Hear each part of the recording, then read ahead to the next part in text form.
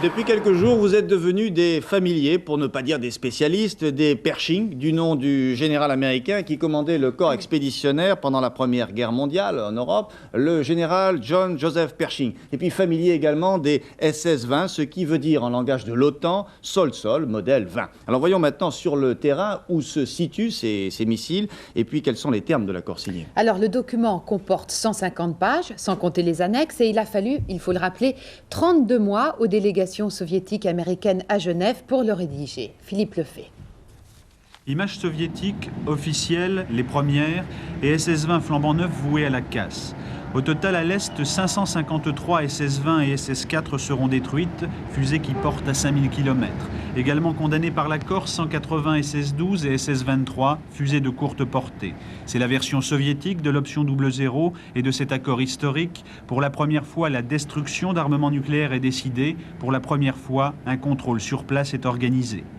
Côté américain, ce sont au total 180 Pershing 1 et 2 et 256 missiles de croisière, 2500 km de portée, qui sont visés par l'accord. En l'an 2000, ne devraient subsister en Europe que les armes nucléaires de théâtre, moins de 500 km de portée, dites tactiques, et les forces de frappe françaises et britanniques qui se veulent stratégiques et surtout indépendantes, mais dont la logique est remise en cause par la signature de Washington. Il faut remarquer qu'en l'an 2000, en cas de guerre conventionnelle en Europe entre les deux blocs, l'Ouest aurait à faire face à des forces 3 fois supérieures en nombre. Des avantages compensés en partie par une technologie plus efficace des armées de l'OTAN.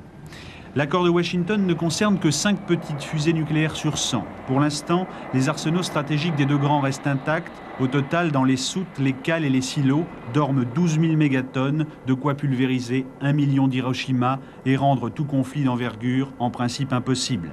Avec l'accord Reagan-Gorbatchev, la dissuasion nucléaire retrouve une partie de sa logique intercontinentale et l'Europe se retrouve très découverte.